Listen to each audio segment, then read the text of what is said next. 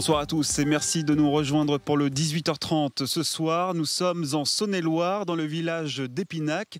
C'est une commune de 2200 habitants, à une vingtaine de kilomètres d'Autun. Et dans ce village, il y a un endroit assez méconnu, caché au milieu des bois. C'est le prieuré du Val-Saint-Benoît.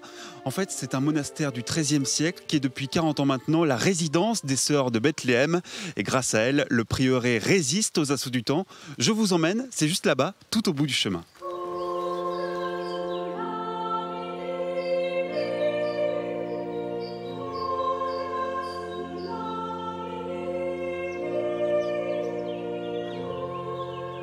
Bonsoir sœur Marie-Daire. Bonsoir Sébastien. Et tout d'abord, un merci de nous recevoir ici. C'est assez rare, je suppose, que les caméras de télévision se déplacent ici. C'est exceptionnel, mais c'est pour vous. Vous avez fait un effort. En tout cas, il est vraiment incroyable ce lieu, perdu au milieu des bois, presque hors du temps. Comment les sœurs de Bethléem sont arrivées ici ? Eh bien, nous sommes arrivés ici, je pense, parce que nous sommes des passionnés de Dieu et que ce lieu est un lieu de paix, de silence et de solitude qui est vraiment propice à notre vocation de vie de prière avec Dieu dans la solitude et dans la communion fraternelle. Et nous avons été contactés par d'autres passionnés de Dieu qui voulaient sauver ce prieuré qui était complètement en ruine, livré aux ronces et aux vandales. Et ils se sont dit que s'il n'y a pas une communauté qui vient vivre, on ne pourra pas le sauver. Et donc on a relevé le défi, parce que c'était un vrai défi, puisque ce lieu était vraiment une ruine. Et donc il y a 40 ans... c'est une épopée un peu mythique dans notre famille. Sont arrivées dans une vieille de chevaux 4 sœurs avec juste une boîte à outils, une casserole. Sont arrivées dans cette ruine. Elles ont dû débroussailler pour arriver jusqu'au bâtiment. Il n'y avait pas d'eau, pas d'électricité, tout était défoncé. Et elles se sont mises à l'ouvrage. Et voilà, 40 ans après, nous sommes là. Et ça tombe bien que vous parliez de ces sœurs qui sont arrivées dans les années 80, puisque on a justement retrouvé dans nos archives un reportage de 1983, lorsque les sœurs ont été primées au concours des chefs-d'œuvre en péril. Donc c'était un reportage de presque 40 ans. On le regarde ensemble ? Oui, merci. Qu'est-ce qui vous a poussé à reprendre ce monastère ?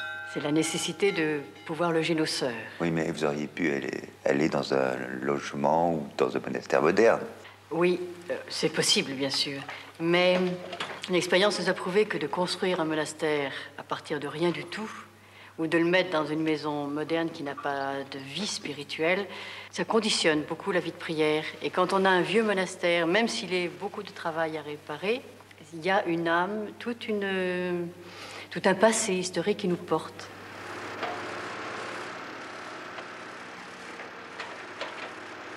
C'est les sœurs qui font ces travaux ? Oui. Ben oui, parce qu'on n'a pas d'argent. Nous sommes une jeune congrégation qui n'avons beaucoup d'urgence à faire face. Donc nous avons engagé ce monastère avec simplement notre bonne volonté et nos bras. Et c'est tous les gens du pays qui nous ont aidés non seulement à meubler et à apporter ce qu'il fallait pour pouvoir y vivre, mais aussi l'apport financier quotidien pour pouvoir acheter les matériaux. Vous avez fait énormément de travaux en un an ?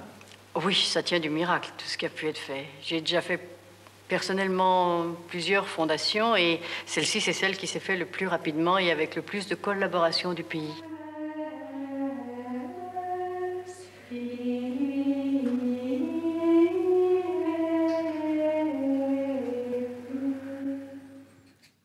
Et comme vous le voyez, on s'est mis au chaud à l'intérieur des ateliers.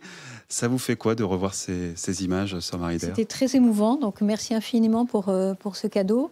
Surtout que sœur Agnès, qu'on voit principalement dans la séquence, est déjà partie au ciel. Et puis, tout simplement, on est très très fiers de nos sœurs, de voir le défi complètement incroyable qu'elles ont relevé. Et ça nous donne envie de marcher sur leurs pas et de continuer nous aussi à se battre pour que ce lieu de Dieu soit un lieu de beauté. On a vu justement qu'elle participait pleinement à ces travaux. Les métiers du bâtiment, ça fait partie de la formation monastique ? Tout peut faire partie de la formation monastique, il faut être prêt à tout. C'est une aventure, c'est une très belle aventure. Et donc, s'il le faut mettre la main à la pâte et faire des travaux. Et donc là, on voit qu'en dehors des moments de prière, il y a aussi toute une partie de votre vie qui est consacrée à la création. On se trouve dans les ateliers, là. Alors, en dehors des moments de prière, je dirais que c'est plutôt que tous les moments sont, disons, sous-tendus par la prière, puisque notre vie est une vie de prière, donc de relation. Donc, quoi qu'on fasse, qu'on soit en train de travailler, là, Sœur Natividad est en train de travailler notre gagne-pain, qu'on soit dans l'église en train de chanter la gloire de Dieu, qu'on soit en train de méditer la parole de Dieu dans l'ermitage, finalement, toute notre vie est cette ouverture à la présence de Dieu en nous. Et justement, là, ma sœur, qu'est-ce que vous êtes en train de faire là ? Et en fait, je suis en train de faire les finitions des statues que nous faisons dans notre artisanat. Et par exemple, je peux vous montrer qu'on aime bien travailler avec des pièces de la région. Par exemple, on a des pièces qui sont de la cathédrale d'Autun.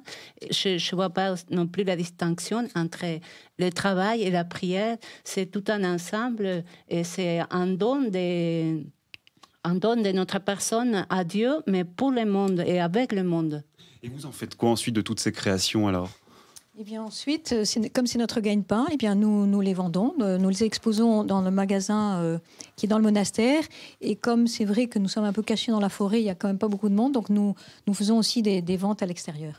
Oui, et puis c'est vrai que c'est un endroit un peu féerique, et je dis ça pas tout à fait par hasard, hein, puisque ce lieu, eh bien, il est entouré de légendes, comme vous allez le voir avec notre prochaine invitée.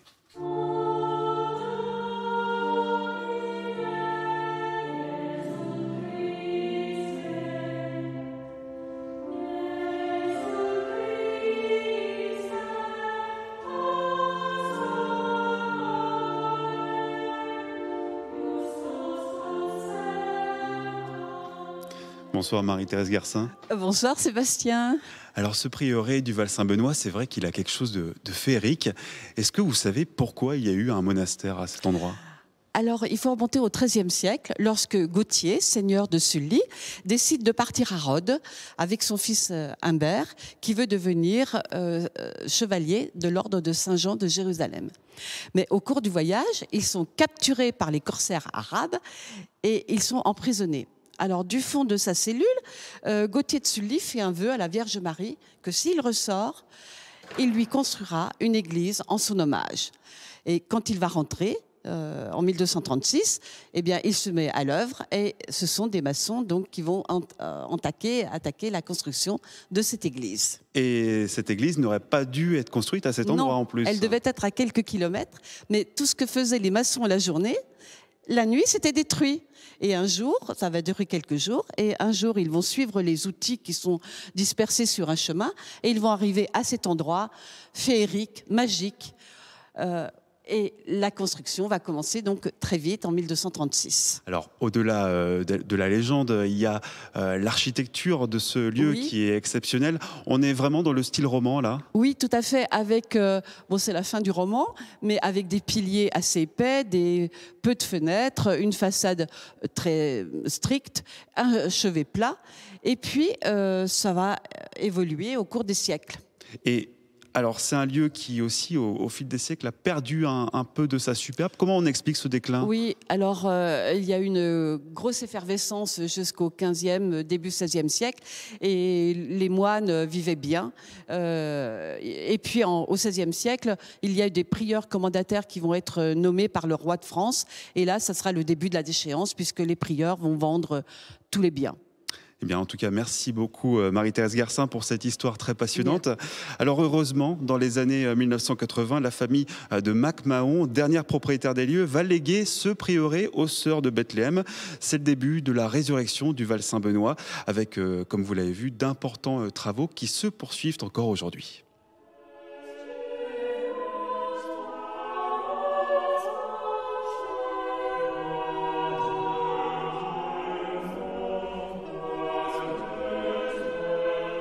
Bonsoir Yves Rodari. Bonsoir. Vous avez été assistant au maître d'ouvrage pour le monde de l'Église pendant une quinzaine d'années. On se trouve dans la chapelle des Loges. À quoi ça ressemblait au début, cette chapelle ? Alors, c'est une chapelle qui était surtout sale. Il n'y a pas eu de grande transformation. Il y a eu la création de la rosace, en partie haute, qui a éclairé, mais elle était surtout sale, abîmée. C'est une des rares chapelles gothiques de cette qualité-là en Saône-et-Loire, mais qui était dans son jus, on dirait. C'est quoi finalement les difficultés que vous pouvez rencontrer quand on restaure justement un tel monastère, un tel lieu ? Alors elles sont de deux ordres. Il y a le plus facile à comprendre qui est le côté matériel et financier. Ces communautés sont des communautés qui sont des communautés pauvres, qui vivent de dons, alors du fruit de leur travail aussi, mais aussi beaucoup de dons, donc elles n'ont pas des moyens financiers importants. Et vous pouvez vous douter que ces restaurations de ce type sont fort onéreuses. Donc il y a déjà ces difficultés très matérielles. Après, il y a des difficultés, c'est qu'elles vivent sur place. C'est-à-dire quelque part, elles ne sont pas la gardienne d'une œuvre d'art. Elles sont gardiennes d'autres choses, mais pas d'une œuvre d'art. Donc, quelque part, ça doit aussi participer à leur vie. Et la deuxième difficulté, c'est la particularité quand même de ces couvents, de ces religieuses, qui aujourd'hui montrent une présence constante sur ce lieu, cette terre de Saône-et-Loire, qui est une terre qui a été bénie par tous les monastères qu'il y a pu y avoir, et qui représente l'avenir, quelque part, pour ce territoire. Alors, il est vrai qu'il faut faire comprendre que la spécificité de la vie monastique doit se concilier avec la nécessité du monde de la construction, et il faut savoir faire le pont entre les deux, respecter ce qu'elles sont. Elles ne sont pas là pour garder un monument historique. Les gens qui vont venir ici vont venir rencontrer la communauté à travers cette œuvre d'art. Alors à côté de vous, il y a Sœur Sylvie. Bonsoir, vous êtes la prieure justement de ce prieuré.